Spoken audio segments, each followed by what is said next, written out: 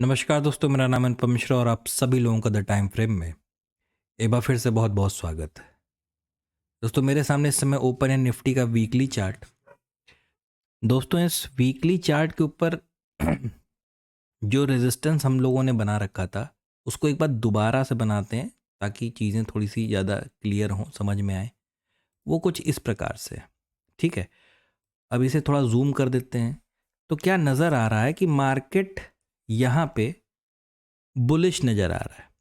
ठीक है ना। जैसे अभी हम लोग कुछ दिन पहले क्या बातें कर रहे थे, जब मार्केट कहाँ पे था, तकरीबन यहाँ कहीं पे ट्रेवल कर रहा था, यहाँ कहीं पे, है ना। तो हम लोग क्या बात कर रहे थे कि ये कुछ एम पैटर्न के हिसाब से या तो एम पैटर्न बना के नीचे आएगा, इसके नीचे हम अच्छी सेलिंग स्टार्ट कर देंगे, या तो ये एन पैटर्न के हिसाब से ऊपर की तरफ चलता हुआ नजर आएगा। ठीक है, चलिए, अभी ये बात हो गई। लेकिन अभी भी जैसे कहते हैं ना कि अभी भी एक दिन बाकी है, वो है फ्राइडे का। ठीक है, लेकिन अगर डाउ जोन्स को देखें तो डाउ जोन्स ने एक बहुत ज़बरदस्त ओपनिंग करके दिया है आज। ठीक है, ये देखिए, इतना बड़ा गैप अप, इतना बड़ा गैप अप डाउ जोन्स ने लगाया है। ठीक है, तो ये भी कहीं ना कहीं बहुत ज़्यादा बुलिश लग रहा है और ये भी एक पैटर्न के अंदर है।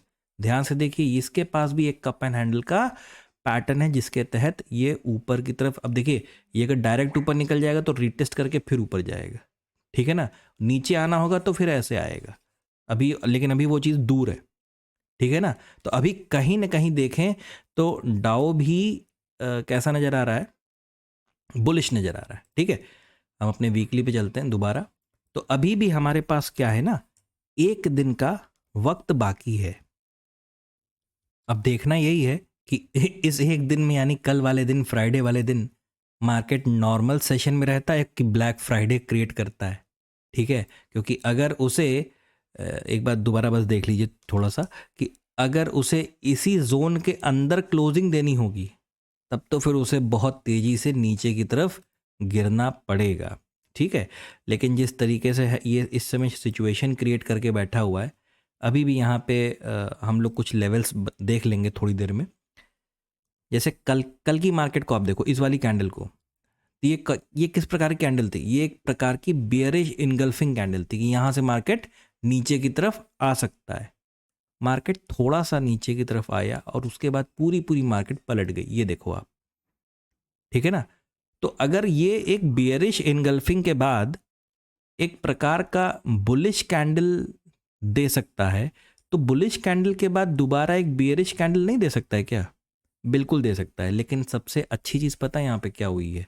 सबसे अच्छी चीज़ ये हुई है कि मार्केट ने साथ ही साथ हमें रेंज, एक एक काम करते हैं, पहले सारी ड्राइंग्स को हटा लेते हैं। ये देखिए, सारी ड्राइंग हटा ली, है ना।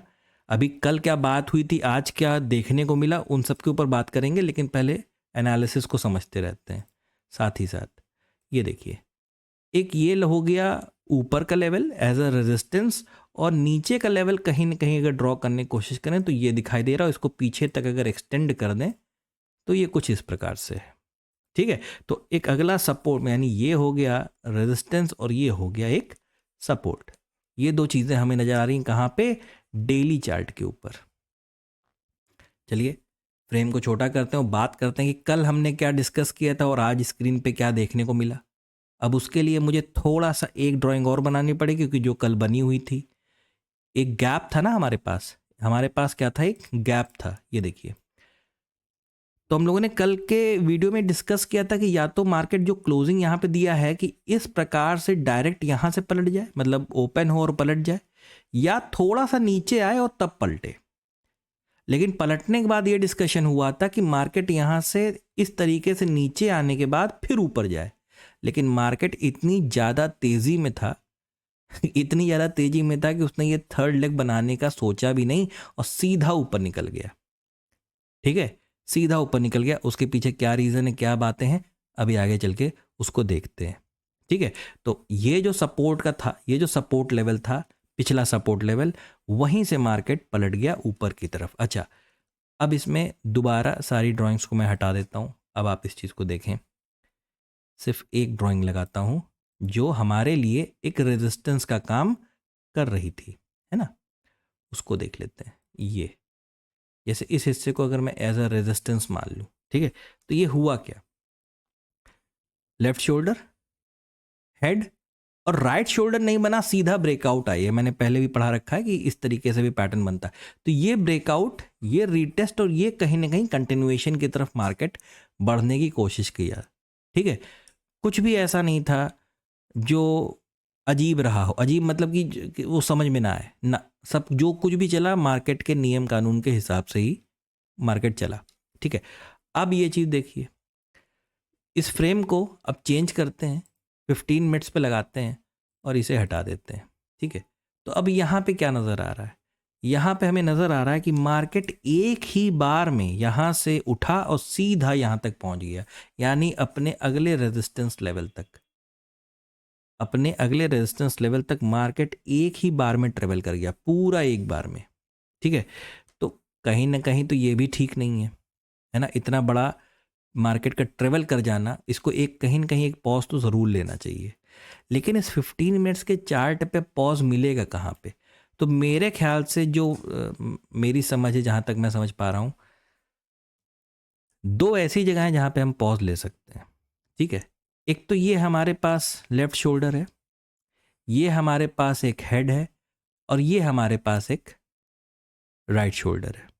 ठीक है, लेकिन जैसे बताया ना कि डाउ जोन्स जिस तरीके से बुलिश नज़र आ रहा है, उस केस में अगर हम कल मॉर्निंग में 100 सवा 100 पॉइंट या 50 60 70 पॉइंट ऊपर भी अगर खुल गए, तो शायद ये स्क्रीन ना देखने को मिले।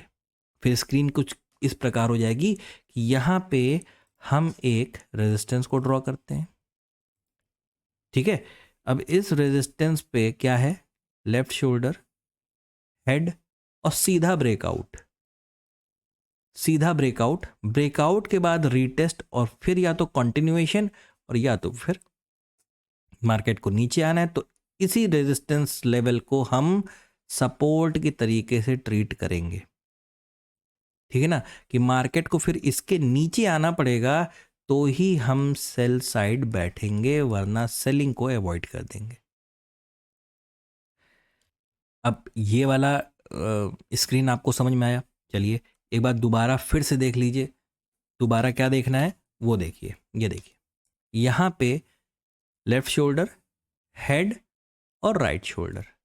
कि नहीं, डाउ जोन्स अभी बहुत टाइम बाकी है डाउ जोन्स की क्लोजिंग के लिए, आज रात वाली, है ना। पता चला रात भर में कुछ उल्टा सीधा हो गया, तो पता चला हम सीधे नीचे की तरफ ओपनिंग दे रहे हैं, है ना।